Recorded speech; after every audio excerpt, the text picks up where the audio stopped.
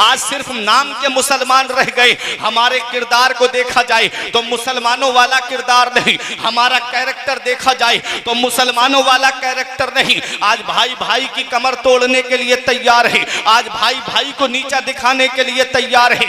एक गांव के अंदर दो बिरादरी है और दोनों बिरादरियों में ऐसा पार्टीशन बन चुका है कि एक बिरादरी वाले दूसरी बिरादरी वाले को पसंद नहीं करते। आज बिरादरियों के झगड़ों ने हमारी कमर को तोड़ दिया, आज सिलसिलों के झगड़ों ने हमारी कमर को तोड़ दिया, जिसका फायदा गैरों ने उठाया। इतना याद रखना, ना संभलोगे तो मिट जाओगे हिंदी मुसलमानों, तुम्हारी दास्तां तक भी ना होगी दास्तानों में। दुनिया तुम्हें मिटाने के लिए तुली है, दुनिया तुम्हारा नामो निशान खत्म करने के लिए तुली है और तुम आपस में लड़ झगड़ करके खत्म होना चाहते हो। इतना याद रखना प्यारे मुसलमानों, इस उर्से पाक की महफिल में आने वालों, इससे पैगाम लेकर के जाओ कि ये अल्लाह के वली का आस्ताना वो आस्ताना है। यहाँ बिरादरी नहीं देखी जाती है, यहाँ पर छोटा और बड़ा नहीं देखा जाता है, यहाँ देखी जाती है तो सच्ची मोहब्बत देखी जाती है, यहाँ देखा जाता है तो सच्चा प्यार देखा जाता है, यहाँ आकर के सब एक हो जाते हैं। इसलिए एक पैगाम लेकर के जाओ, नबी के सच्चे गुलाम बनो, नबी के सच्चे वफादार बनो, नबी के सच्चे आशिक बनो। इस हाल में दुनिया से जाना, कहीं ऐसा ना हो कि इन सब तुम्हारा जनाजा उठे और मोहल्ले के लोग ये कहें कि एक जुआरी का जनाजा जा रहा है, एक शराबी का जनाजा जा रहा है, एक जुआ खेलने वाले का जनाजा जा रहा है, एक अय्याशी का जनाजा जा रहा है, अरे एक वो है जो लोगों को सताने वाले का जनाजा जा रहा है। इस हाल में दुनिया से मत जाना, बल्कि इस हाल में दुनिया से जाना कि लोग तुम्हारे मरने की खुशी ना मनाएं बल्कि गम करें और ये कहे कि आज नबी के सच्चे आशिक का जनाजा जा रहा है, नबी के सच्चे गुलाम का जनाजा जा रहा है। जब इस हाल में दुनिया से जाओगे तो ये कहते हुए जाओगे कि लहिद में इश्क रुखे शह का दाग लेके चले, अंधेरी रात सुनी थी चिराग लेके चले, अंधेरी रात सुनी थी चिराग लेके चले। अच्छे काम करके दुनिया से जाओ, ये अच्छे काम करके दुनिया से, बेशक सुभान अल्लाह सुभान अल्लाह, लोग इनको याद कर रहे हैं, बेशक बेशक, वरना किसी को किसी के लिए टाइम नहीं है आज के दौर में। मेरी बात समझ में आ रही है? अल्हम्दुलिल्लाह, किसी को किसी के लिए टाइम नहीं है। शादी का जब मौका आए थोड़ी देर के लिए आप अपना मुंह को बंद कर लीजिएगा और जो मैं बोल रहा हूं उसको गौर से सुनिएगा। सुभान अल्लाह सुभान अल्लाह। मालूम है नौजवानों का खून गर्म होता है, बेशक, लेकिन इतना भी गर्म मत करिएगा कि जो तुमको नुकसान में डाल दे। बेशक सुभान अल्लाह। ये नबी के जिक्र की महफिल है, अल्लाह के वली के उर्स की महफिल है। इतना याद रखना, आलिम के सामने जाओ तो जुबान संभाल के बैठो, बेशक, और जब अल्लाह के वली की बारगाह में जाओ तो दिल संभाल के बैठो। सुभान अल्लाह। क्योंकि आलिम जुबान की बात पकड़ता है और अल्लाह का वली दिल के खतरात से वाकिफ होता है। बेशक, सिर्फ लाखों रुपये खर्च कर देने से इनकी रूह खुश नहीं होगी। जिस दिन फजर में ऐसे नमाजी जमा हो जाएं जैसे जुमे में जमा होते हैं, तब इनकी रूह तुमसे खुश हक है, हक है, सुभान अल्लाह।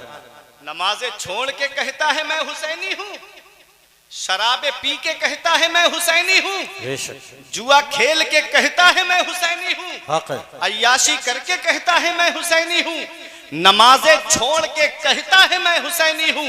बता हुसैन ने कब फर्जे ऐन छोड़े हैं? मेरे अजीज में पहुंचा हूं इस नतीजे पर, नमाज छोड़ दी समझो हुसैन छोड़े हैं।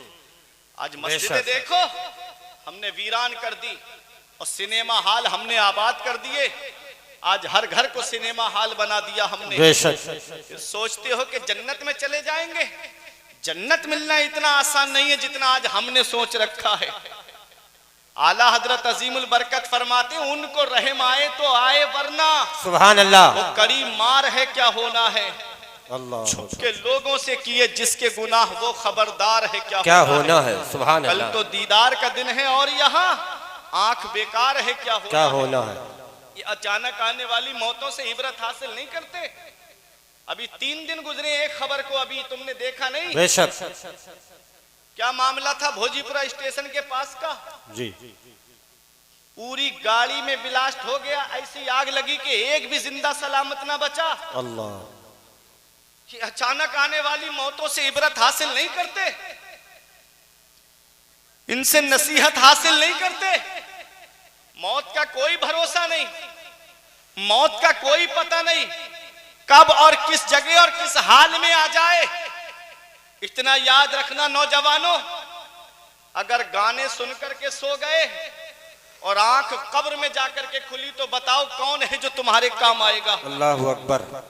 फिल्में देख करके सो गए और आंख कब्र में जाकर के खुली तो बताओ कौन है जो तुम्हारे काम आएगा। बेशक। कभी सोचा आज चेहरे हमारे इस लायक नहीं कि नबी के सामने खड़े हो सके। अगर चेहरे पे सुन्नते रसूल नहीं और कब्र में आका ने अपना चेहरा अनवर फेर लिया, बेशक बेशक, तो फिर बताओ कौन है जो कब्र में हमारे काम आएगा।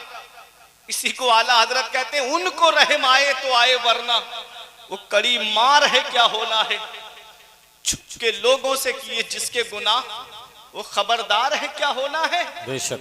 कल तो दीदार का दिन है और यहाँ कल तो अपने नबी का दीदार करना है, कल मौला अली का दीदार करना है, कल गौसे आजम का दीदार करना है। फिल्में देख के ये आंखें इस लायक हैं कि हम अपने नबी के सामने खड़े हो सके। गाने देख करके ये आंखें इस लायक हैं कि अपने नबी से हम नजरें मिला सके। इसी को मेरा इमाम कहता है कि कल तो दीदार का दिन है और यहाँ आंख बेकार है क्या होना है। सुभान अल्लाह। हाय बिगड़ी तो कहाँ आकर नाव, ऐन मझधार है क्या होना है। बेशक। छुप के लोगों से किए जिसके गुनाह वो खबरदार है क्या होना है। बेशक। रोशनी की आदत और घर, रोशनी की हमें आदत और घर, तीर व तार है क्या होना है। अभी यहाँ अंधेरा हो जाए, लाइट चली जाए, आप इंसानी एतबार से बतकाजा बशरियत डरने लगोगे। लेकिन कभी सोचा है कब्र के अंदर रोशनी का क्या इंतजाम है। वहां तो कोई इन्वेटर भी नहीं होगा, वहां तो कोई बल्ब भी लगा हुआ नहीं होगा। बेशक बेशक। वहां रोशनी का हमने क्या इंतजाम किया। बस दुनिया में आ गए, थोड़ी देर हंसी मजाक कर लिया, दिल लगी कर ली, इसका नाम जिंदगी है। कभी सोचा अल्लाह ने तुम्हें पैदा किस लिए किया। बेशक। अरे उस रब ने इतनी नेमतों से हमें नवाजा, उस रब की नेमतों को अगर मैं गिनाऊं तो आपकी आंखों में आंसू आ जाएंगे। रब मेरा कितना मेहरबान है, उसने हमको दोनों हाथ सलामत दिए। बेशक। सुभान अल्लाह। उस रब की नेमतें देखो, उसने दोनों पैर हमको सलामत दिए, उस रब ने दोनों आंखें हमको सलामत दी। सुभान अल्लाह। उस रब ने कान हमको सलामत दिए। ये जो हार्ट चल रहा है ना हमारा, ये हार्ट जो सलामत है ये उस रब की नेमत है। ये जो किडनियां सलामत है ना ये उस रब की नेमत है। ये जो फेफड़े सलामत है ना ये उस रब की नेमत है। हार्ट कितनी बड़ी अल्लाह की नेमत, उससे पूछो जिसके बाल पड़ चुके हैं। बेशक। ये किडनियां कितनी बड़ी अल्लाह की नेमत। इंसान डायलिसिस पे जाकर के रोजाना के 15,000 रुपये देता है सिर्फ खून को फिल्टर करने के लिए। ये किडनियां ही तो हैं जो खून को फिल्टर करती हैं। कितना हमने उसका शुक्र अदा किया जो आज किडनी हमारी सलामत है। हॉस्पिटल का एक चक्कर लगा लिया करो, देख लिया करो ऑक्सीजन पे लेटे हुओं को, देख लिया करो उनको जिनके अजीज तड़पते हैं कि मेरा अजीज ठीक हो जाए। फिर भी हम उस रब का शुक्र अदा नहीं करते। उसने जिंदगी हमको सलामत दी, ये जिंदगी की डोर चल रही है, उस रब का शुक्र अदा करो। दुनिया में तुम्हें अल्लाह ने बेकार पैदा नहीं किया है। लक़द खलक़नल इंसान फी अहसन तक़वीम, अल्लाह फरमाता है हमने इंसान को बेहतरीन सूरत पे पैदा फरमाया। सुभान अल्लाह। जिस्म के जो आज़ा सलामत है ना ये अल्लाह की बहुत बड़ी नेमत। कुरान मेरा फरमाता है फबी अय्यि आलाई रब्बिकुमा तुकज़्ज़िबान, अपने रब की कौन सी नेमत को झुटलाओगे। सब कुछ तो उस रब की नेमत है। आंख कितनी बड़ी अल्लाह की नेमत, उससे पूछो जिसकी आंखें सलामत नहीं। दिल करता है अपने माँ बाप का चेहरा देख लेता, दिल करता है अपने बीवी बच्चों का चेहरा देख लेता, दिल करता है अपने अजीजों का चेहरा देख लेता। ये कान कितनी बड़ी अल्लाह की नेमत, उससे पूछो जो सुनने वाली मशीन लगा करके लोगों के करीब बैठ के कहता है क्या कह रहे हो। ये जुबान अल्लाह की कितनी बड़ी नेमत, उससे पूछो जिसके पास कुव्वते गोया ही नहीं है, बोलने की ताकत नहीं है। ये हाथ अल्लाह की कितनी बड़ी नेमत, उससे पूछो जिसके हाथ सलामत नहीं। ये पैर अल्लाह की कितनी बड़ी नेमत, उससे पूछो जिसके पैर सलामत नहीं। उसने कितनी नेमतों से हमको नवाजा और हमने कितना उसका शुक्र अदा किया। कानों में एयरफोन लगाई, ब्लूटूथ लगाई और गाने सुनते हुए गलियों में मेरी कौम के नौजवान चलते। बेटे की शादी का मौका आ जाए तो 50-50 हजार रुपए डांस पार्टियों में लुटा दिए जाते। 1-1 लाख रुपए का बैंड शादियों में। माज़अल्लाह ये हालात आज हमारी कौम के हो गए। पैसा कितनी मेहनत से कमाया जाता है, बेशक पैसा कितनी मेहनत से कमाया जाता है। ये इन बुजुर्गों से पूछो जिनके हाथ की लकीरें मिट गई औलाद के लिए पैसा जमा करते करते। इन बुजुर्गों से पूछो जिनके हाथ की लकीरें मिट गई दूसरों के खेतों में फौड़ा चलाते चलाते और औलाद के लिए पैसा जमा करते करते।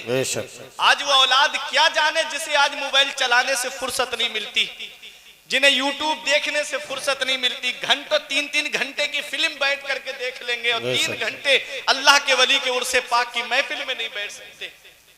आज जलसों में भी हमें हंसी मजाक चाहिए, आज जलसों में भी हमें दिल लगी वाली बातें चाहिए। अफसोस होता है उन आलिमों पर के जो नबी के जिक्र की महफिल में मिंबरे रसूल पे बैठ करके कौम को लतीफे सुनाते, कौम को हंसी मजाक की बातें बताते।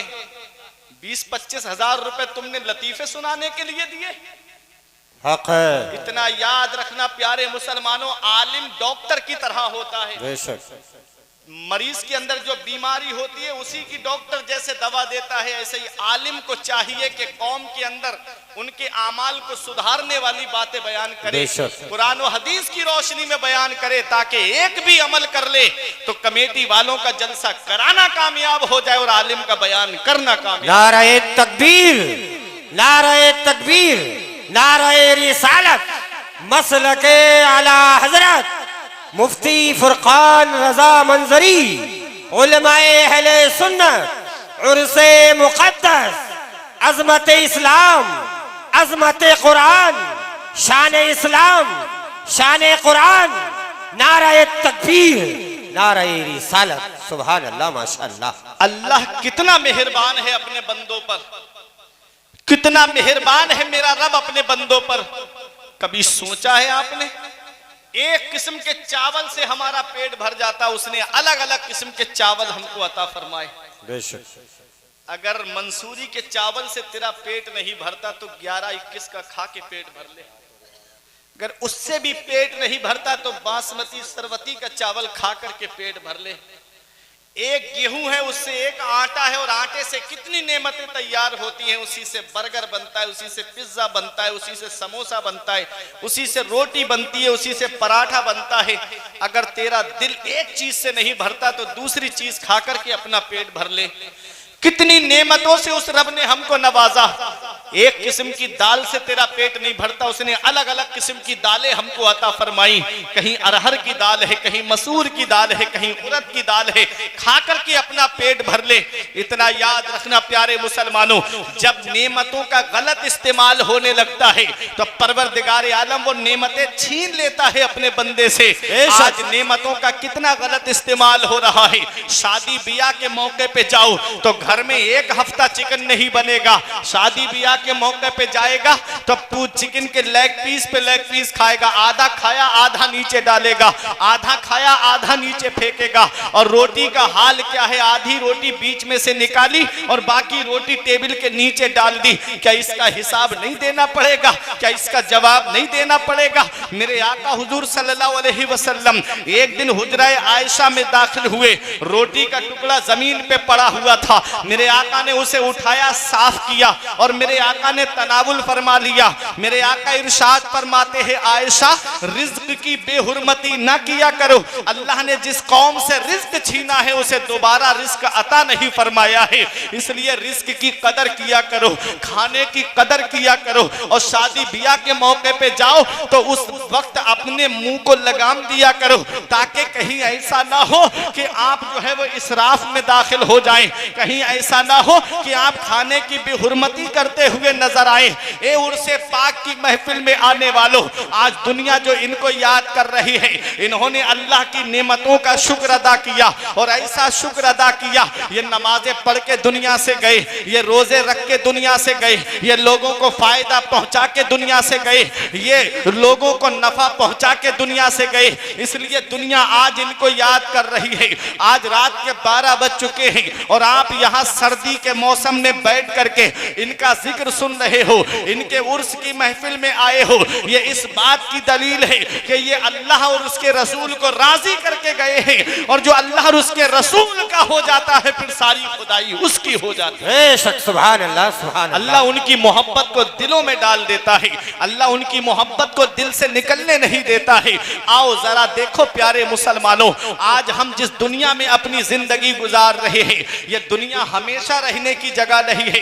बड़े बड़े ताकतवर आए, बड़े बड़े पैसे वाले आए, बड़े बड़े जालिम आए, बड़े बड़े बादशाह आए, वो जिनके पास दौलत का अंबार लगा रहता था, वो जिनके सामने खजाने रखे रहते थे, वो जो बिल्डिंगों और महलों में फख्र किया करते थे, आज तारीख उठा करके देखो, इन्ना बत्श रब्बिका लशदीद, तेरे रब की पकड़ बहुत सख्त है। जब अल्लाह पकड़ता है तो कोई छुड़ाने वाला नहीं मिलता। उसने जो जिंदगी की डोर को ढीला किया हुआ है, इसे गनीमत जानो और अपनी जिंदगी को अल्लाह की इबादत करके गुजार दो, अपने रब की इबादत करके गुजार दो, नबी की सुन्नतों पे अमल करके गुजार दो।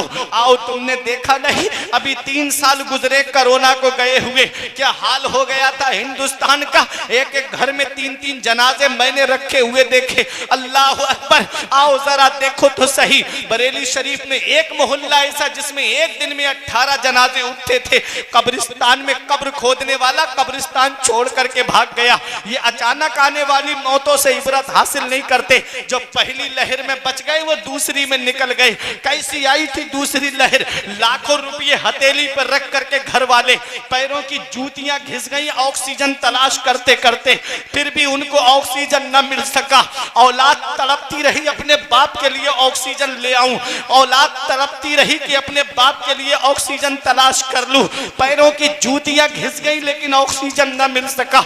इन अचानक आने वाली मौतों से इबरत हासिल नहीं करते। जब अल्लाह पकड़ता है तो कोई छुड़ाने वाला नहीं मिलता। इसलिए उस रब की पकड़ से डरो। इन्ना बत्श रब्बिका लशदीद, तेरे रब की पकड़ बहुत सख्त है। हमने देखा हाल क्या हो गया था। कोई तांगे में लेट करके ऑक्सीजन चढ़वा रहा था, कोई चारपाई में लेट करके ऑक्सीजन चढ़वा रहा था, कोई अपने घर में ऑक्सीजन चढ़वा रहा था।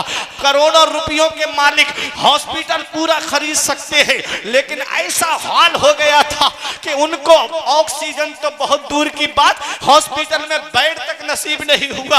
अल्लाह अकबर। अपने रब की पकड़ से डरते रहो। जब अल्लाह पकड़ता है तो कोई छुड़ाने वाला नहीं मिलता। उस रब की पकड़ से डरो। जब अल्लाह पकड़ता है तो कोई छुड़ाने वाला नसीब नहीं होता। मेरे रब ने आज हमको बेशुमार नेमतों से नवाजा। उस रब की इबादत करके दुनिया से जाओ, उस रब की इबादत करके दुनिया से जाओ। पेशानी में सजदों की तलब पैदा करके जाओ। जब इस हाल में दुनिया से जाओगे तो यही कहा जाएगा, लहिद में इश्क़े रुखे शह का दाग लेके चले, अंधेरी रात सुनी थी चिराग लेके चले। याद रखना प्यारे मुसलमानों, आज अल्लाह के वली के उर्स में आप आए हो। मैंने कहा था ना, जन्नत मिलना इतना आसान नहीं है जितना आज हमने सोच रखा है।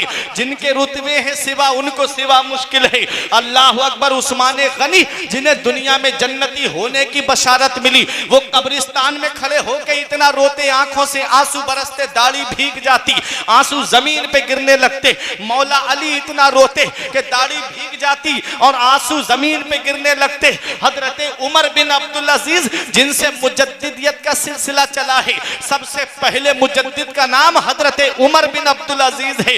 अल्लाह अकबर। वो एक दिन आपकी बीबी कहती है, मुझे ऐसा लगा कि आज की रात में हजरत का इंतकाल हो जाएगा। हजरत नमाज पढ़ रहे थे, कुरान की तिलावत कर रहे थे। अल्लाह अकबर। जब आपने एक आयत करीमा तिलावत की, कल फराशिल मबसूस, उस दिन लोग बिखरे हुए पतंगों की तरह हो गए। कहते उमर बिन अब्दुल अजीज रो रो के कह रहे थे, हाय उस दिन मेरा क्या हाल होगा, हाय उस दिन मेरा क्या हाल होगा। ये वो लोग हैं जिनके पास सजदे हैं, ये वो लोग हैं जिनके पास में सजदों की तड़प मौजूद है, जिनके पास इबादत का सवाब मौजूद है, जिनके पास हज और ज़कात का सवाब मौजूद है, जिनके पास सदका और खैरात का सवाब मौजूद है, जिनके पास नेक आमाल का सवाब मौजूद है। ये रो रो के कह रहे उस दिन हमारा क्या हाल होगा। वो मैदान हश्र जिसका एक दिन 50,000 दिन के बराबर होगा। आपने कभी सोचा है 50,000 साल के बराबर होगा? कभी आपने सोचा है उस दिन हमारा क्या हाल होगा? किसी के घुटने तक पसीना होगा, किसी के टखनों तक पसीना होगा, किसी की कमर तक पसीना होगा, सूरज सवा नेज़े पे होगा, जमीन ताबे की हो गई होगी और ऐसी आग बरसाता हुआ सूरज होगा। अभी तो उल्टा है, उस दिन सीधा होगा। उस दिन उस गर्मी का क्या हाल होगा? कभी सोचा है हम वहां पर कैसे होंगे? ये तो मेरा इमाम है जो पुकार के कहता है कि गौसे आजम से रिश्ता मजबूत कर लो, और पुकार के कहते हैं धूप महशर की वो जासूस कयामत है, मगर मुतमईन हूं कि मेरे सर पे है साया तेरा। और कहते हैं कि जा तो जाते ही जाएगी कयामत, ये है कि यहाँ मरने पे ठहरा है नजारा तेरा। नाराए तकबीर, नाराए रिसालत, मसलके आला हजरत, उलमाए अहले सुन्नत, उर्से मुक़द्दस, अज़मते इस्लाम, मुफ्ती फुरकान मंजरी साहब क़िबला, नाराए तकबीर। नेक अमाल करके दुनिया से जाओ। इतना याद रखना, कितना भी अजीज क्यों ना हो, 1 साल 2 साल तक याद रखता है। बेशक। और ये मेरा पैगाम मेरे इन बुजुर्गों को है, बेटा समझ के कबूल कर लेना। सुभान अल्लाह। आज जिस औलाद को मोबाइल चलाने से फुर्सत नहीं मिलती, तुम क्या समझते हो तुम्हारी कब्र पे जाकर के कुरान पढ़ेंगे? आज जिन्हें व्हाट्सएप चलाने से फुर्सत नहीं मिलती, वो क्या तुम्हारी कब्र पे जाकर के ईसाले सवाब करेंगे? आज बाप बराबर में बैठा रहे, बेटा चारपाई पे बराबर में बैठा रहे, घंटों बाप बेटे बैठे रहते, वो मोबाइल में लगा रहता है। बाप सोचता है काश मेरा बेटा मुझसे 4 बातें मोहब्बत की कर लेता। बाप सोचता है काश मेरा लाल मुझसे मोहब्बत के चंद बोल बोल देता। माँ इंतजार करती रहती, बेटा रात में 12 बजे आता है दोस्तों के साथ पार्टियां करके। माँ है जिसकी नजरें दरवाजे पे लगी रहती हैं। बाप है जो बिस्तर पे करवटें बदलता रहता है, सोता नहीं है, उसको भी लगता है मेरा बेटा अभी घर पे नहीं आया है। आज नौजवानों जो माँ बाप की हम कदर नहीं कर रहे, इसका पता हमें तब चलेगा जब ये साए हमारे सर से उड़ जाएंगे।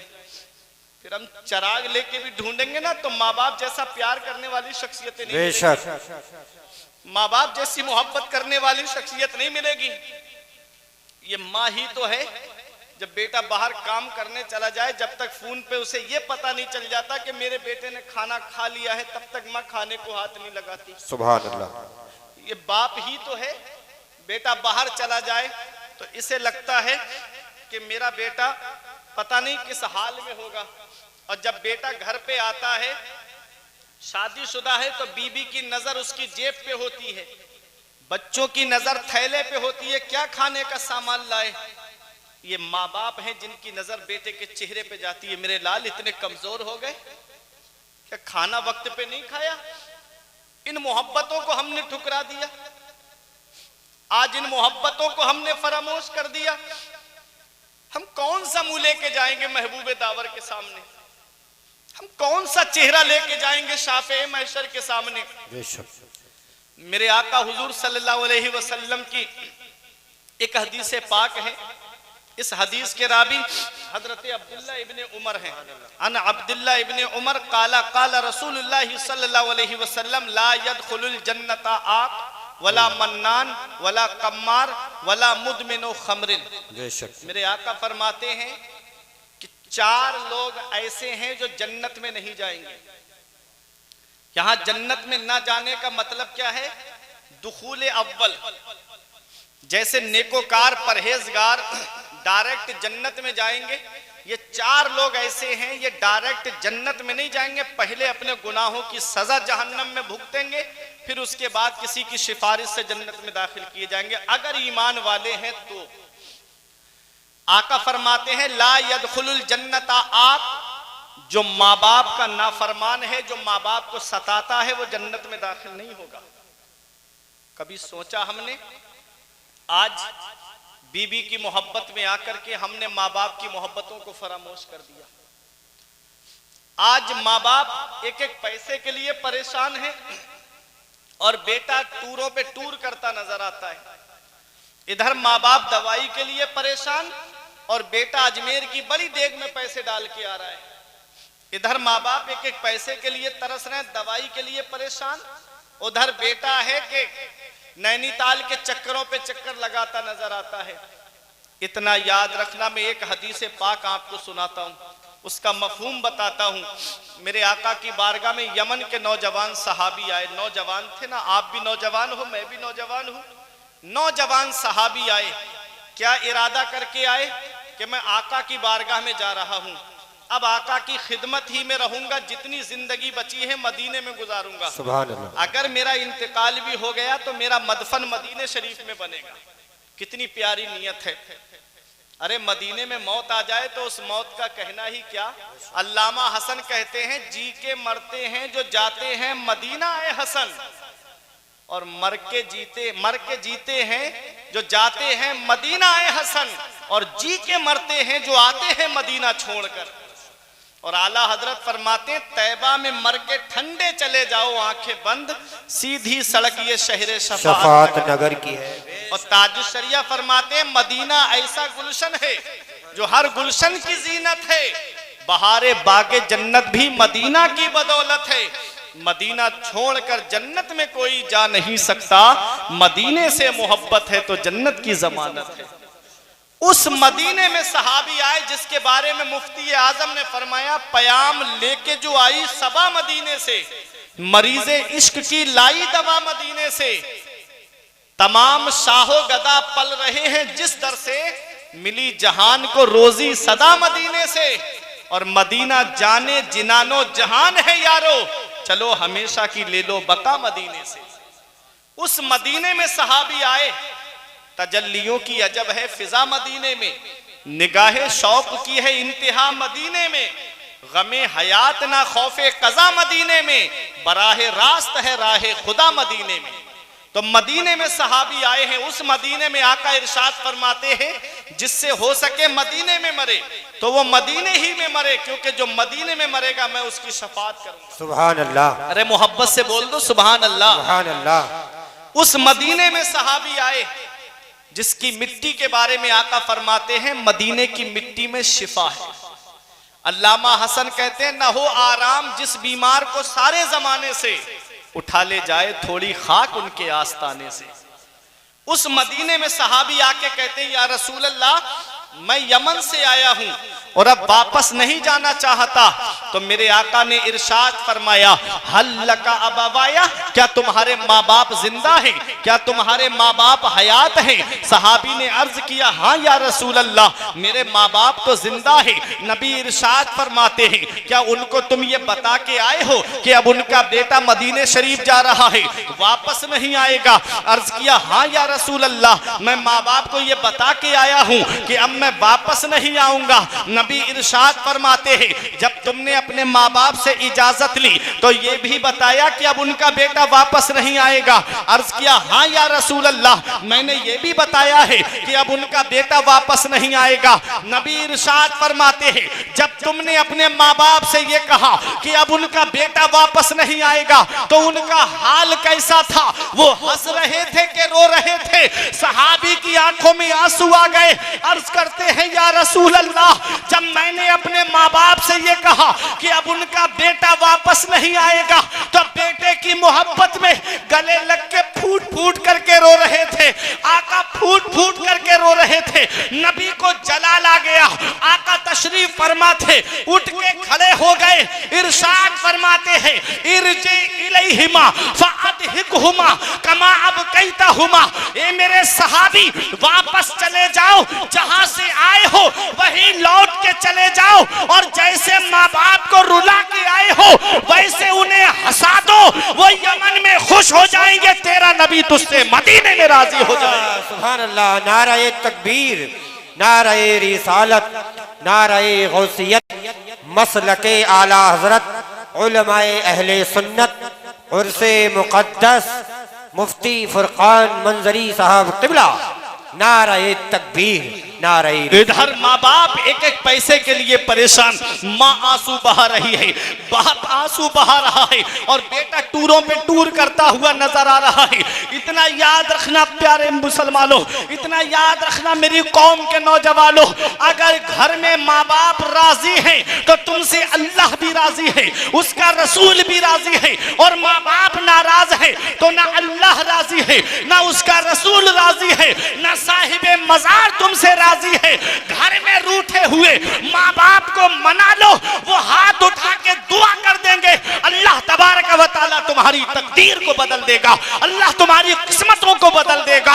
अरे धूप कैसी भी हो साया नहीं खोने देता, राह कैसी भी हो बेबस नहीं होने देता, बेच के अपना लहू चाहे वो रोटी लाए, बाप औलाद को भूखा नहीं सोने देता। सुभान अल्लाह, सुभान अल्लाह। ये बाप है, ये माँ है जो औलाद के लिए आंसू बहाते हैं, ये माँ बाप है जो औलाद के लिए आंसू बहाते रहते हैं। आज वही औलाद जवान हो गई, चार पैसे क्या कमाने लगी, माँ बाप का बिस्तर घर से बाहर कर दिया जाता है, खुद के कमरे में एसी लगा है, खुद के कमरे में कूलर चल रहा है, जाड़ों में गर्म हीटर का इंतजाम है, और माँ बाप है कि टीनों में रह करके, झोपड़ियों में रह करके अल्लाह अकबर पुराना लिहाफ ओढ़ करके अल्लाह का शुक्र अदा करते हैं। क्या इसी दिन के लिए औलाद को माँ बाप ने जवान किया था? क्या इसी दिन के लिए औलाद को माँ बाप ने पाला था? हम कौन सा मुंह लेके जाएंगे महबूबे दामर के सामने?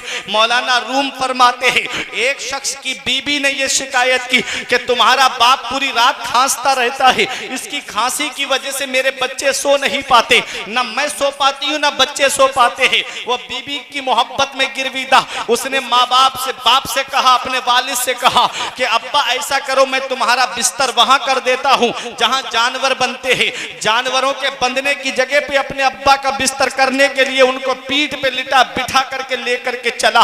बाप का जब बिस्तर कर दिया, उसका बच्चा समझदार था, उसने ओढ़ने के लिए कंबल दिया, तो बाप ने कहा बेटा ये कंबल मुझे ओढ़ने को दे रहा है? कहा हाँ अब्बा, ताकि सर्दी लगे तो इस कंबल को ओढ़ लेना। देखो मौलाना रूम जो नतीजा निकालते हैं वो सोने के कलम से लिखने के काबिल होता है। उसका बेटा समझदार था, उसने दादा के हाथ से कंबल लिया और उसको दो हिस्सों में फाड़ लिया और आधा हिस्सा दादा को दिया, आधा लेकर के चलने लगा। बाप ने कहा बेटा इतने अच्छे लिहाफ रखे थे, तूने ये कंबल क्यों खराब कर दिया? बेटे तू मुझे बताता तो सही, मैं तुझे नया कंबल दे देता। तो उस बच्चे ने कहा था अब्बा इसमें राज की बात है, वक्त आने पे बताऊंगा। बाप ने कहा बेटा आज ही बतानी होगी। तो वो बच्चा कहता है अब्बा आज आपके वालिद बूढ़े हो गए, इनके जिस्म की हड्डियों ने जवाब दे दिया, आज इनकी खांसी की वजह से आपने इनको जानवरों के बंधने की जगह पे ला करके लिटा दिया। ऐसे ही कल जब तुम बूढ़े हो जाओगे, जब मेरे बीवी बच्चे परेशान होंगे आपकी वजह से, तो यही ला करके जब मैं तुम्हें लिटाऊंगा तो यही आधा कंबल मैं तुम्हें ओढ़ने के लिए दूंगा। पहली मोहब्बत है माँ बाप की दुनिया में जो बदला मांगती है। अगर हम अपने माँ बाप के साथ भलाई करेंगे तो हमारी औलाद हमारे साथ भलाई करेगी। अगर हमने अपने माँ बाप के साथ भलाई नहीं की तो बुढ़ापे में ये उम्मीद लगा के मत बैठना कि तुम्हारी औलाद तुम्हारा सहारा बन जाएगी। आज माँ बाप को छोड़ करके हम कोई जाकर के कहता है मौलाना साहब आप बरेली शरीफ से आए, हमारे कारोबार के लिए दुआ कर दो। शायर इस्लाम उस्मान रजा हारूनी आए और आकर कहा हजरत दुआ कर दो हमारे कारोबार के लिए। हम दुआ कराते फिर रहे हैं लेकिन दुआ लेते नहीं है। मेरे आका ने इरशाद फरमाया माँ बाप की दुआ औलाद के हक में ऐसे कबूल होती है जैसे नबियों की दुआ उम्मत के हक में कबूल होती है। आज हम दुआ कराते फिर रहे हैं, हम दुआ लेते नहीं है। घर में रूठे हुए माँ बाप को बना लो, वो हाथ उठा के दुआ कर देंगे तो तुम्हारी दुकान में भी बरकत होगी, तुम्हारे मकान में भी बरकत होगी, तुम्हारे कारोबार में भी बरकत होगी। माँ बाप की दुआ औलाद के हक में ऐसे कबूल होती है जैसे बनी इसराइल के नबियों की दुआ कबूल होती है। जैसे नबियों की दुआ रद्द नहीं होती, ऐसे ही माँ बाप की दुआ भी रद्द नहीं होती है। है। माँ बाप के पास में जाओ और उनसे अपने लिए दुआ कराओ। माँ की दुआ से मुसीबतें टल जाती है, माँ की दुआ से परेशानियां टल जाती है। आओ मैं आपको एक हदीस पाक का मफहूम बताऊं। बनी इसराइल का किस्सा कभी कभी मेरे आका सहाबा को सुना दिया करते थे। और सुनो, जब तक मेरे आका ने बयान नहीं फरमाया तब तक वो किस्सा था, और जब मेरे आका ने अपनी जुबान मुबारक से फरमा दिया तो वो हदीस बन जाती है। रसूलुल्लाह सल्लल्लाहु अलैहि वसल्लम के कौलो फेलो तकरीर को हदीस कहते हैं। मेरे आका ने बनी इसराइल का एक किस्सा बयान फरमाया कि 3 लोग सफर कर रहे थे, अचानक से आंधी तूफान आया तो ये लोग पहाड़ के एक गार के अंदर चले गए। जैसे ही गार के अंदर गए तो गार के मुंह पर ऊपर से एक चट्टान आई और आकर के गार के मुंह को बंद कर दिया।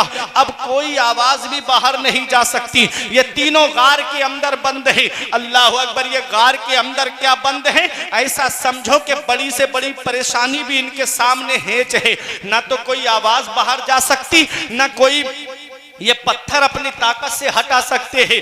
अब तीनों अंदर बैठ करके हैरान और परेशान थे। अब हम बाहर कैसे निकले, अब हम बाहर कैसे जाएं? अब तो हमारी आवाज भी बाहर नहीं जा सकती। आज तो मोबाइल का जमाना है, आज तो सोशल मीडिया का जमाना है, आज तो इंटरनेट का जमाना है। आज अगर किसी की गाड़ी में पेट्रोल खत्म हो जाए, एक फोन लगाएगा, दूसरे घर के लोग पेट्रोल लेकर के उसकी मदद के लिए पहुंच जाते हैं। कहीं जंगल में कार पंचर हो गई, किस फोन लगाया, उसके अजीज उसकी मदद के लिए पहुंच गए। वो मोबाइल का जमाना नहीं था, वो इंटरनेट का जमाना नहीं था, वो सैटेलाइट का जमाना नहीं था। और तब उनकी आवाज कैसे बाहर जाए? उनकी आवाज बाहर जा भी नहीं सकती।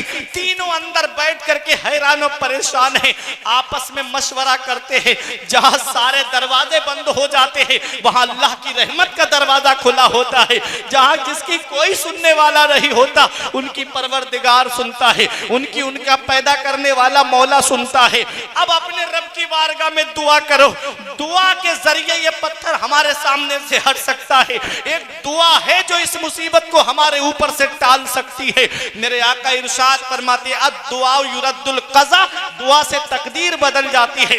दुआएं लिया करो माँ बाप की, पास में बैठा करो माँ बाप के। हर चीज तुम्हें इंटरनेट पे नहीं मिलेगी, हर चीज तुम्हें गूगल पे नहीं मिलेगी, हर चीज तुम्हें व्हाट्सएप, फेसबुक, इंस्टाग्राम पे नहीं मिलेगी। कुछ जिंदगी जीने के सलीके माँ बाप के पास बैठने से मिलते हैं, कुछ जिंदगी जीने के तरीके माँ बाप के करीब बैठने से मिलते हैं। ये मोबाइल तो हर वक्त तुम्हारे पास रहेगा, लेकिन जिस दिन इनकी चारपाई घर से उठ गई उस दिन तुम तलाश करते फिरोगे, फिर भी माँ बाप का चेहरा तुमको नजर नहीं आएगा। माँ बाप जिंदा है तो इसकी कदर जान लो, माँ बाप जिंदा है तो इसको गनीमत जान लो और अल्लाह का शुक्र अदा करो। हमने देखा है अपनी छोटी सी जिंदगी में, जब तक हमारे वालिद जिंदा थे रोजाना शाम को एक फोन आता था, बेटा आज कहाँ पहुंचे, बेटा कब घर पे वापस आ रहे हो। आज एक हफ्ता गुजर जाता, कोई खैरियत पूछने वाला तक नहीं होता कि कब घर पे आ रहे हो। क्या समझते हो, माँ बाप अल्लाह की बहुत बड़ी नेमत है। इसका पता हमें तब चलता है जब ये साए हमारे सर से उड़ जाते हैं। माँ है जो अपनी औलाद को याद करती रहती है, बाप है जो अपनी औलाद को याद करता रहता है।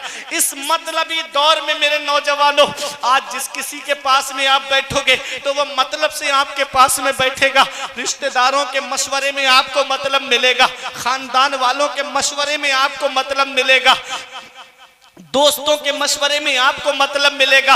अगर इस मतलबी दौर में अगर कोई बिना मतलब के मोहब्बत करने वाली जात है तो वो एक माँ बाप की जात है जो अपनी औलाद से किसी लालच से मोहब्बत नहीं करते बल्कि अपनी औलाद से सच्चे दिल से मोहब्बत करते हैं। आज वही माँ बाप बुढ़ापे में परेशान, आज वही माँ बाप एक एक पैसे के लिए तरसते हैं। बेटा बाहर से काम करके आए, खाने पीने का सामान माँ बाप से ऐसे छुपा के कमरे में लेके जाता है ताकि मेरी माँ की नजर न पड़ जाए, मेरे वालिद की नजर न पड़ जाए। अरे तू किन से छुपा के ले जा रहा है? अगर तू सारी चीजें माँ बाप के हाथ में भी रख देगा ना तब भी वो खुद नहीं खाएंगे, तेरी ही औलाद को खिला देंगे, तेरे ही घर वालों को खिला देंगे। ये माँ बाप है, इनके दिल में एक अलग मोहब्बत होती है औलाद से, एक अलग प्यार होता है औलाद से। याद रखना, हमारे बुजुर्गों ने कहा बाप आंगन में लगे हुए पेड़ की तरह है। जब शिद्दत की गर्मी पड़ती है, जब शिद्दत की धूप पड़ती है, जब गरम गरम लू के थपेड़े होठों को खुश्क कर देते हैं, ऐसे वक्त में सबसे बेहतर और मुनासिब साया जो है वो दरख्त का, पेड़ का साया माना जाता है। आदमी कितनी भी गर्मी में से आए, पेड़ के नीचे खड़ा हो जाए, उसे आराम मिल जाता है, उसे सुकून मिल जाता है। हमारे बुजुर्गों ने कहा, बाप आंगन में लगे हुए पेड़ की तरह है। पेड़ के पत्ते दोपहर में तोड़ के देखना, पत्ते ऊपर से गर्म होते हैं, लेकिन नीचे बैठने वाले को साया देते, छांव पहुंचाते, आराम पहुंचाते हैं। बाप आंगन में लगे हुए पेड़ की तरह है, जो खुद तो धूप में जलता रहता है, लेकिन अपनी औलाद को साया देता है, अपनी औलाद को छांव पहुंचाता है। ऐसे माँ बाप के साये की ना कदरी ना कर, ऐसे माँ बाप के साये की ना कदरी ना कर। धूप काटेगी बहुत जब ये शजर गिर जाएगा। जिस दिन ये पेड़ आंगन से उखड़ गया ना, उस दिन धूप भी परेशान करेगी, गरम गरम लू के थपेड़े भी परेशान करेंगे, उस दिन बारिश भी तुमको परेशान करेगी। इसलिए माँ बाप की जिंदगी को गनीमत जान लो। कभी कभी बचपन में चले जाया करो। आज हमारी औलाद जवान, आज हमारी औलाद को कोई तकलीफ हो जाए, हम परेशान हो जाते, रात की नींदें उड़ जाती है।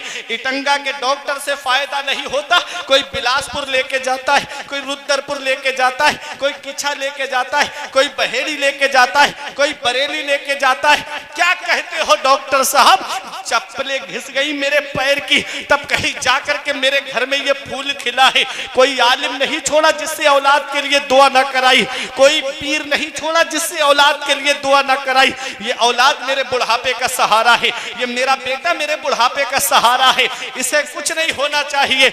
जमीन बिके तो बिक जाए, मकान बिके तो बिक जाए, प्रॉपर्टी बिके तो बिक जाए, सरमाया बिके तो बिक जाए, लेकिन मेरी औलाद को कुछ नहीं होना चाहिए।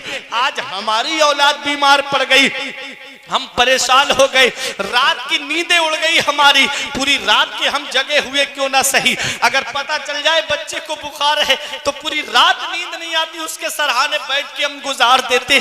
कभी अपने बचपन में जाकर के देखो, जब हम बचपन में बीमार पड़े थे तो यही हमारा बूढ़ा बाप है जिसकी आज हमें खांसी अच्छी नहीं लग रही है, यही हमारी बूढ़ी माँ जिसका आज बोलना हमें अच्छा नहीं लग रहा है, यही हमारी माँ है जिसने अपनी चादर हमको सर्दी में उड़ा दी, खुद तो ठिठरती हुई चली गई, लेकिन औलाद को सर्दी नहीं लगने दी। यही हमारा बाप है जिसने बारिश में छाता हमारे ऊपर कर दिया, खुद तो भीगता रहा लेकिन औलाद को भीगने नहीं दिया। रास्ते में नहर आ गई, नदी आ गई, औलाद को ऊपर उठा लिया, खुद तो भीग गया बाप, लेकिन औलाद को भीगने नहीं दिया। आज वही औलाद जवान हुई, 4 पैसे क्या कमाने लगी, माँ बाप का बिस्तर घर से बाहर कर दिया। हमारे बच्चे ईद के मौके पे सेवई खाएं और हमारे माँ बाप हमारे बच्चों का चेहरा देखे। बकरा ईद के मौके पे हमारे बच्चे गोश्त खाएं, माँ बाप उन बच्चों का चेहरा देखे। क्या इसी दिन के लिए माँ बाप ने औलाद को जवान किया था? क्या इसी दिन के लिए माँ बाप ने औलाद को पाला था? हम कौन सा मुंह लेके जाएंगे अपने नबी के सामने? अल्लाह कुरान में फरमाता है 15वां पारा, वक़ज़ा रब्बुका अल्ला तअबुदू इल्ला इय्याहु व बिल वालिदैनि इहसाना इम्मा यबलुगन्ना इंदकल किबरा अहदुहुमा व किलाहुमा फला तकुल लहुमा उफ़्फ़िन व ला तनहरहुमा व कुल लहुमा क़ौलन करीमा वख़्फ़िद लहुमा जनाह ज़ुल्ल मिनर रहमा व क़ुर रब्बिरहमहुमा कमा रब्बयानी सगीरा। 15वें पारे में रब फरमाता है, हुक्म दिया तेरे रब ने कि अपने रब के सिवा किसी की बंदगी ना करो और अपने माँ बाप के साथ भलाई करो, अपने माँ बाप के साथ हुस्न सुलूक करो। अल्लामा सज्जाद साहिब किबला से आप पूछिएगा, पूरे कुरान को ये पढ़ के सुना दें आपको, जहां जहां अल्लाह ने अपने हक बयान फरमाए हैं, ठीक उसके बाद में अल्लाह ने माँ बाप के हक बयान फरमाए। सुभान अल्लाह।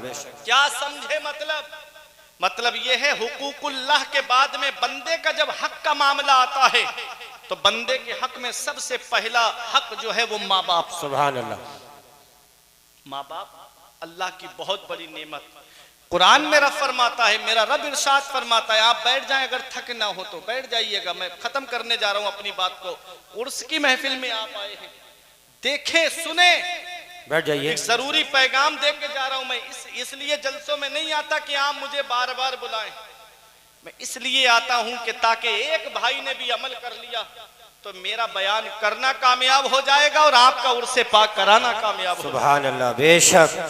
सुनो माँ बाप कितनी बड़ी अल्लाह की नेमत। माँ बाप की दुआ से मुसीबतें टल जाती हैं, बेशक। माँ बाप की दुआ से बुलंद मकाम मिलता है।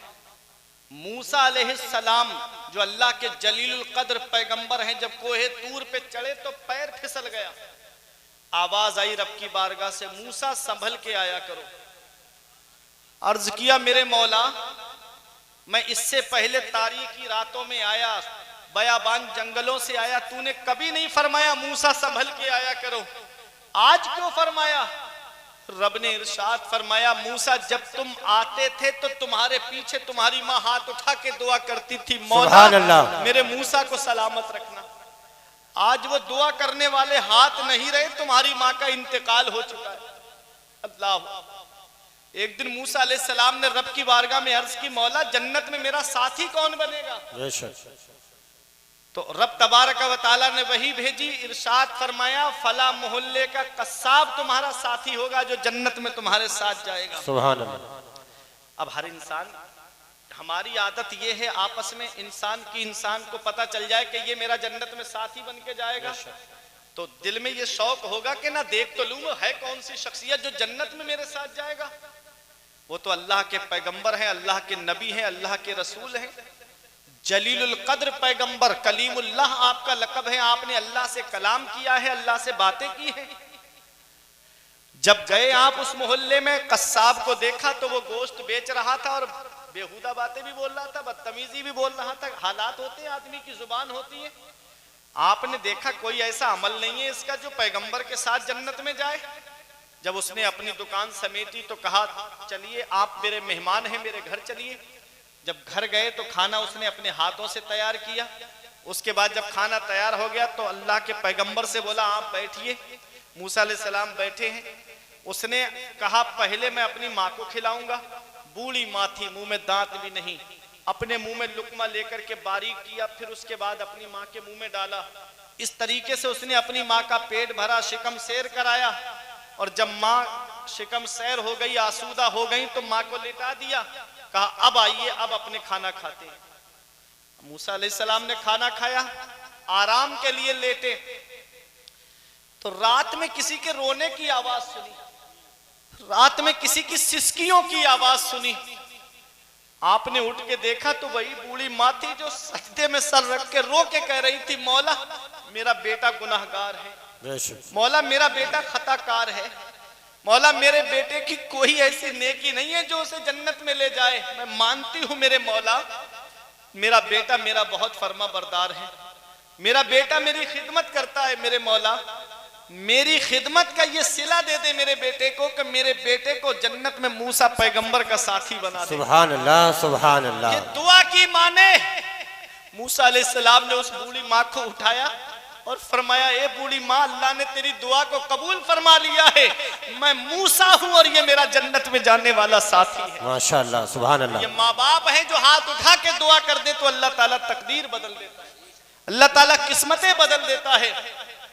बाप अल्लाह की बहुत बड़ी नेमत। कभी नौजवानों ये लगे मेरे बाप ने मेरे लिए क्या किया है, तो बहेड़ी किछा की तरफ रात में 2-3 बजे चले जाया करो। देखो ये रात में ऑटो रिक्शा चलाने वाला एक बाप ही तो है, ये ट्रक चलाने वाला एक बाप ही तो है, ये बसें चलाने वाला एक बाप ही तो है। अरे ये अपना शहर छोड़ के दूसरे शहर सर्दी में कमाने जाने वाला ये एक बाप ही तो है। अरे 3-3 साल के लिए सऊदी जाने वाला ये एक बाप ही तो है। ये मुंबई, बेंगलोर, कर्नाटक कमाने दिल्ली जाने वाला ये एक बाप ही तो है, जो सोचता है मेरी औलाद के लिए 4 पैसे जमा हो जाएंगे, उसके खर्चे में काम आएंगे। ये पैरों में मोजे नहीं, हाथ में दस्ताने नहीं, कानों से रुमाल भी नहीं, फिर भी फलों का ठेला लगा के कोहरे में पूरे दिन खड़ा होने वाला ही एक बाप ही तो है। ये रिक्शा चलाने वाला एक बाप ही तो है, ये टुक टुक चलाने वाला एक बाप ही तो है। ये एक बाप है जिसकी आज खांसी हमें अच्छी नहीं लगती, जिसका बुढ़ापा हमें अच्छा नहीं लगता। एक दिन मैंने अपने अब्बा से पूछा था, अब्बा मेरे हाथ की लकीरें नजर आ रही हैं, आपके हाथ की लकीरें कहां चली गईं? तो एक जवाब दिया था, बेटा तुम्हारी तकदीर बनाते बनाते हमारे हाथ की लकीरें मिट गई। बाप क्या नहीं करता अपनी औलाद के लिए, बाप कौन सी कुर्बानी नहीं देता अपनी औलाद के लिए। माँ बाप जिंदा है तो कद्र कर लो, माँ बाप जिंदा है तो उनकी खिदमत कर लो।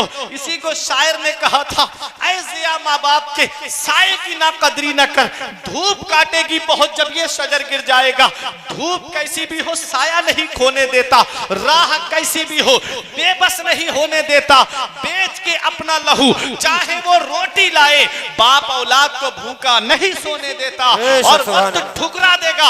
एक दिन मेरी सारी ये कुर्बानियां दामने उम्मीद में फकत नाकामियां रह जाएंगी। शादियों के बाद बेटे तो अलग हो जाएंगे, बाप के हाथों में फकत बैसाखियां रह जाएंगी। और बुढ़ापा क्या, जवानी क्या, ये बचपन बांट लेते हैं। न होकर दिल में गुंजाइश तो आंगन बांट लेते हैं। नहीं मंजूर हिस्से में किसी बेटे को अपनी माँ, मगर आपस में बूढ़ी माँ के कंगन बांट लेते हैं।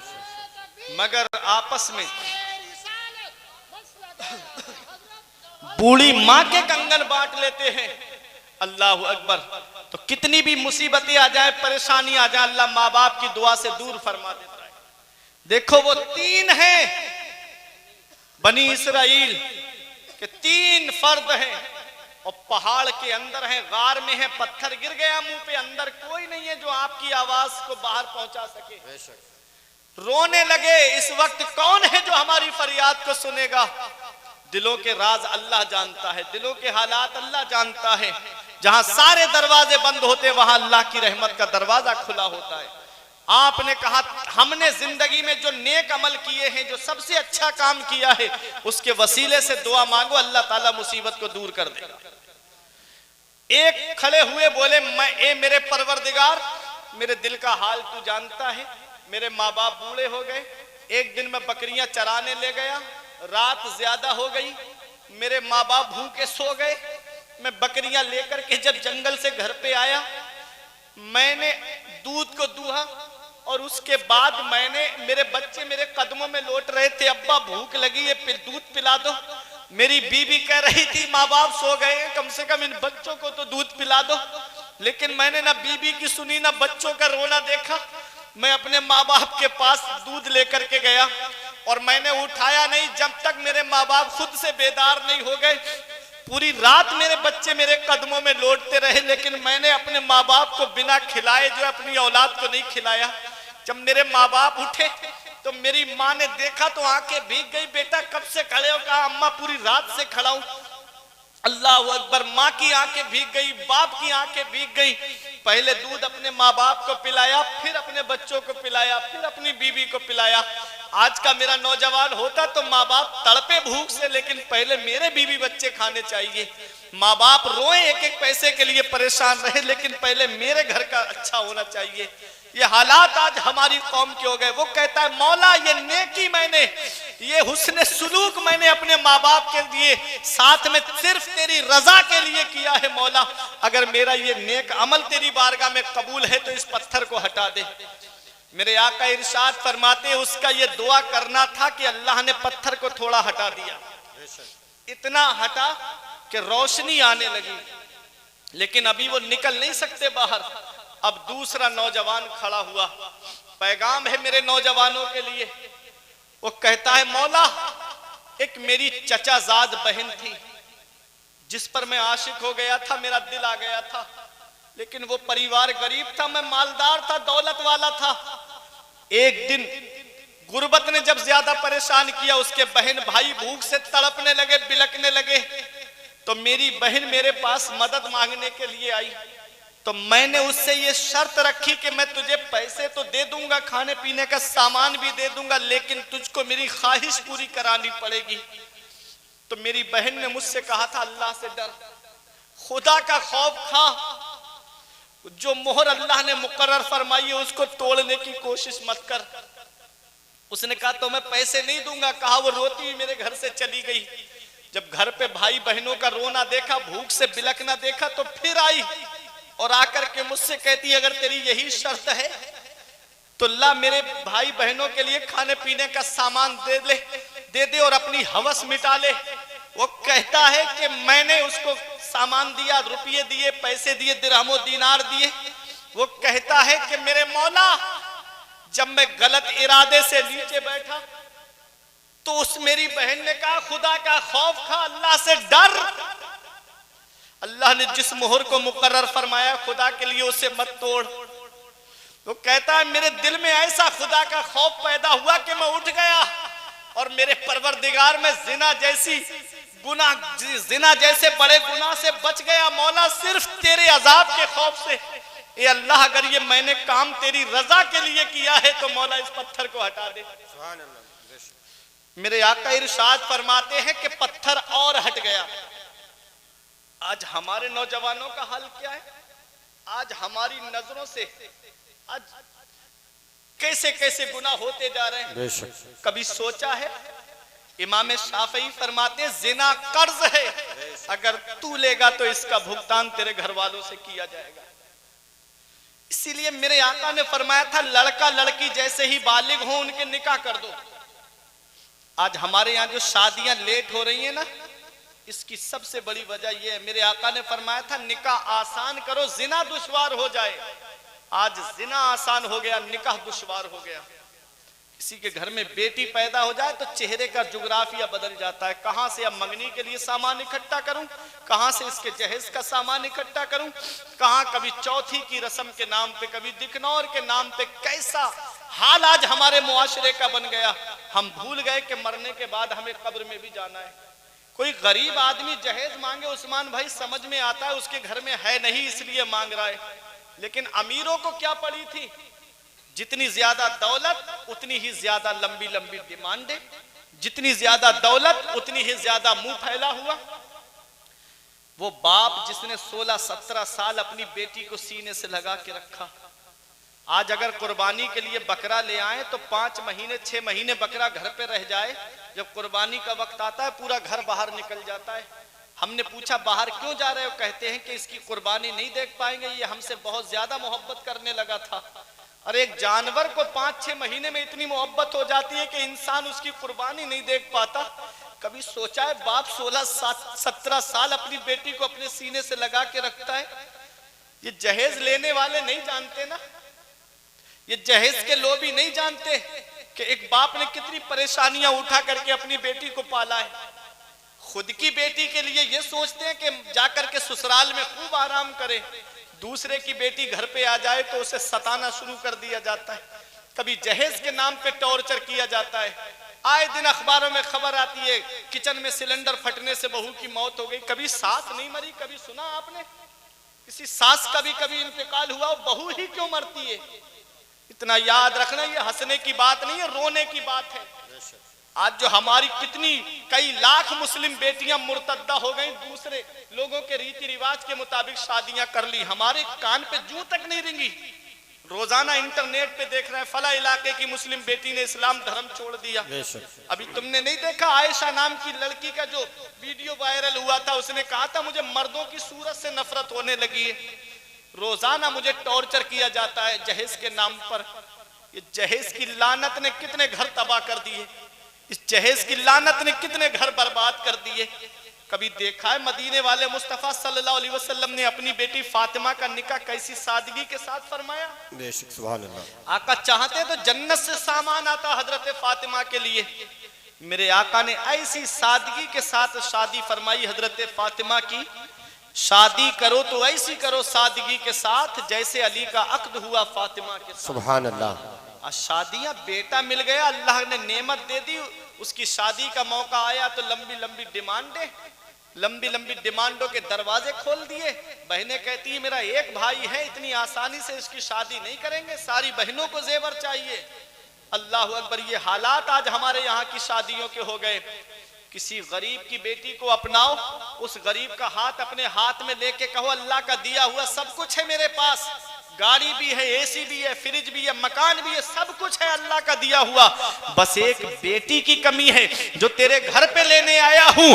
जब इस हाल में उसके माँ बाप को खुश कर दोगे तो आने वाली लड़की तुमको सास ससुर का दर्जा नहीं बल्कि अपने माँ बाप का दर्जा देती हुई नजर आएगी। लेकिन जब जहेज के नाम पर उसके माँ बाप को खून के आंसू रुलाया जाता है, यही वजह है कि 1 महीना नहीं गुजरता बहू अपना चूल्हा अलग कर लेती है। अब ये बैठ करके कहते हैं किसी मौलाना से तावीज करा के ले आई, पता नहीं किस पीर से तावीज करा के ले आई, मेरे बेटे को भी अपने कब्जे में कर लिया। अरे तुमने उसकी शादी कैसे की? काश उसकी शादी सुन्नते रसूल के मुताबिक करते, काश उसकी शादी सुन्नते रसूल के मुताबिक करते तो अल्लाह अल्लाह और उसका रसूल तुमसे राजी हो जाता, अल्लाह उस शादी में इतनी बरकतें अता फरमाता कि तुम भी सुकून से रहते, वो दोनों मियाँ बीबी भी सुकून से रहते।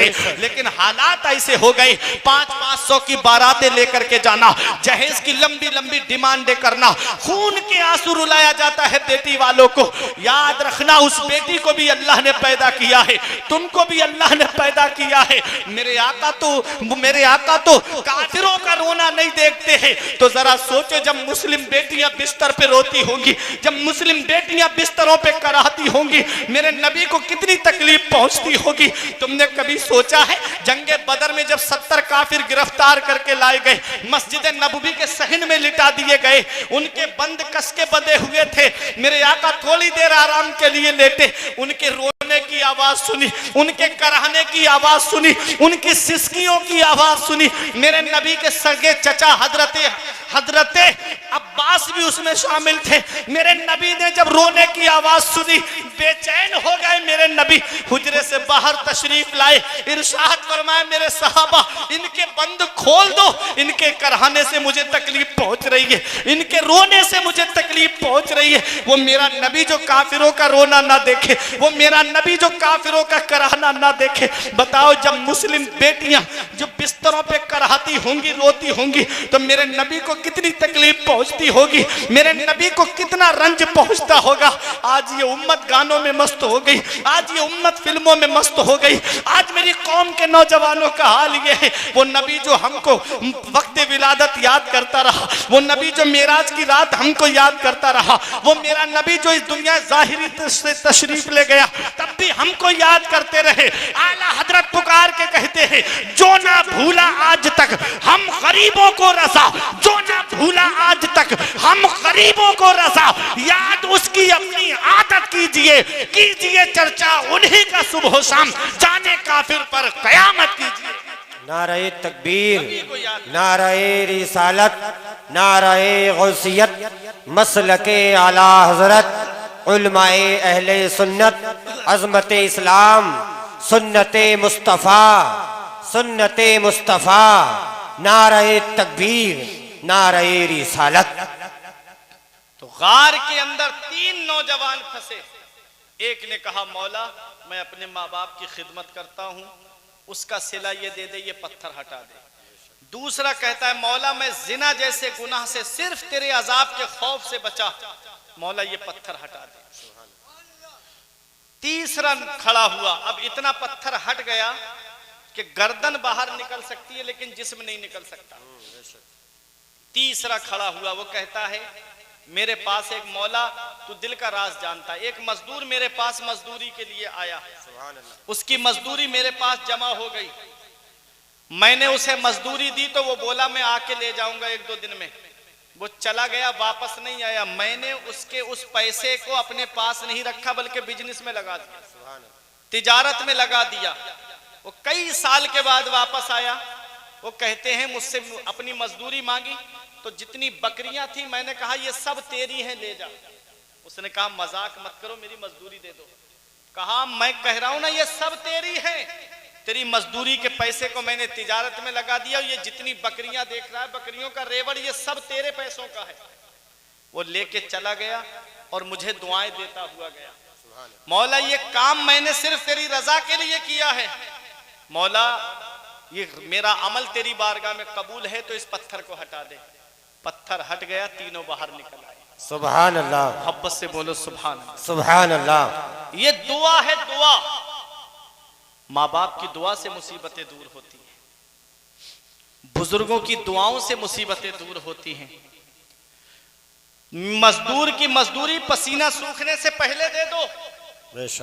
शेख सादी कहते हैं, मजदूर खुशदिल कुनद कारे बेश, जिस मजदूर का दिल खुश होता है वो काम ज्यादा करता है।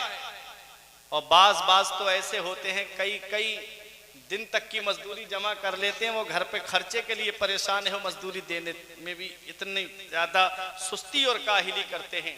तो बताना मकसद ये था कि माँ बाप जिंदा हैं तो अल्लाह की खिदमत करो, माँ बाप हयात हैं तो उनकी कदर करो, और माँ बाप का इंतकाल हो गया है तो नबी फरमाते हैं जुमे के दिन माँ बाप की कब्र की जियारत कर लो तो ऐसा है जैसे उनकी हयात में उनकी जियारत की, सुभान अल्लाह। जैसे उनकी जिंदगी में उनकी जियारत की। और जब कब्रिस्तान जाया करो तो कुरान की तिलावत किया करो। नबी फरमाते मन दखलल मकाबिरा फक़रा सूरत यासीन खफ़फ़ल्लाहु अन्हुम। जो कब्रिस्तान जाए और एक मर्तबा सूरह यासीन शरीफ पढ़ दे तो अल्लाह तबारक व तआला कब्रिस्तान के मुर्दों के अज़ाब में कमी कर देता है और पढ़ने वाले को तादाद के बराबर सवाब अता। सुभान अल्लाह। तो ये एक पैगाम था। मैंने आयत पढ़ी थी व अम्मा मा यनफ़उन नास फ़यमकुसु फ़िल अर्द। जो लोगों को नफा पहुंचाता है, जो लोगों को फायदा पहुंचाता है, वो जमीन में ठहरा रहता है, वो जमीन में बाकी रहता है। अल्लाह के वली ने नफा पहुंचाया, आज लोग उनको याद कर रहे हैं। आला हजरत ने नफा पहुंचाया, लोग उनको याद कर रहे हैं। शाहजी मियाँ ने नफा पहुंचाया, लोग उनको याद कर रहे हैं। गरीब नवाज ने नफा पहुंचाया, लोग उनको याद कर रहे हैं। गौसे आजम ने नफा पहुंचाया, लोग उनको याद कर रहे हैं। तो जो लोगों को नफा पहुंचाता है, फायदा पहुंचाता है, लोग उसे याद करते हैं। अरे दुनियावी मिसाल है, अगर प्रधान जी कमरा बनवा दें किसी गरीब का तो मुंह नहीं थकता है उस गरीब का उसकी तारीफ करते हुए कि भाई मेरी छत चुचियाती थी, पानी टपकता था, प्रधान जी की वजह से आज मेरे घर में छत पड़ गई। तो सोचो ये दुनिया में अगर कोई किसी की मदद कर दे तो लोग उसे याद करते रहते हैं। तो अल्लाह वालों ने जो लोगों को फायदा पहुंचाया, नफा पहुंचाया, तो लोग उनको याद क्यों ना करें। अल्लाह फरमाता है जो लोगों को नफा पहुंचाता है, जमीन में ठहरा रहता है, बाकी रहता है, लोग उसे याद करते रहते हैं। और जो अल्लाह तबारक व तआला का फर्मा बरदार होता है, सारी दुनिया फिर उसका कहना मानती है। शेख सादी ने लिखा है तू अज हुक्मे गर्दन जे दावर म पेच के गर्दन न पेचत जे हुक्मे तू हेच। तू अल्लाह के हुक्म से गर्दन मत मोड़, दुनिया की कोई चीज तेरे हुक्म से गर्दन नहीं मोड़ेगी। अल्लाह के वली वो हैं जो शेरों पे सवार होके आते थे। शेर देखने के बाद इंसान को खा जाता है, फाड़ चीड़ देता है, लेकिन ये अल्लाह वाले हैं कि शेर पे सवार होकर के आते थे, लकड़ियों का गट्ठर उनके ऊपर रख करके लाते थे और घर तक शेर उनको पहुंचा करके जाता था। हजरत भी शेरों वाले भी फरमाते हैं कि तू अल्लाह के हुक्म से गर्दन मत मोड़, कोई तेरे हुक्म से गर्दन नहीं मोड़ेगा। इन्होंने अल्लाह के हुक्म से गर्दन नहीं मोड़ी, अल्लाह के हुक्म पे अमल करते रहे, रसूल के फरमान पे अमल करते रहे। शेर इनके दरबार में सलामी पेश। सुभान अल्लाह। बेशक क्या मतलब है? मतलब यह है कि जो अल्लाह का हो जाता है फिर सारी खुदाई उसकी हो जाती है, फिर अल्लाह उसका नाम मिटने नहीं देता है, लोगों के दिलों में उसका नाम डाल देता है। ये एक पैगाम था। ये जिंदगी सवारिए, दिल शाद कीजिए, लम्हात जिंदगी के ना बर्बाद कीजिए। जब मकसद हयात इबादत खुदा की है, पढ़िए नमाज, मस्जिद आबाद कीजिए। सभी के सामने एक दिन जरूर आता है, ये हुस्न फानी है लेकिन गुरूर आता है। किसी क्रीम से पाउडर से कुछ नहीं होता, नमाज पढ़ने से चेहरे पे नूर आता है। परवरदिगार आलम की बारगाह में दुआ है, मेरे कुछ अर्ज करने में सबकते लिसानी की वजह से या बतकाज़ा बशरियत कोई गलती हुई हो तो मौला मुझे माफ फरमाए। अस्तगफिरुल्लाह रब्बी मिन कुल्ले ज़ंबि व अतूबु इलैह। कलमा तैयब पढ़े मेरे साथ मिलकर, ला इलाहा इल्लल्लाहु मुहम्मदुर रसूलुल्लाह सल्लल्लाहु ताला अलैहि वसल्लम। 10 मिनट का टाइम मांगा था, पूरे पौने 2 घंटे हो गए। माशाअल्लाह। रही कली तो फूल खिलेंगे, जिंदगी बाकी रही टंगा वालों, तो फिर मिलेंगे। अस्सलाम।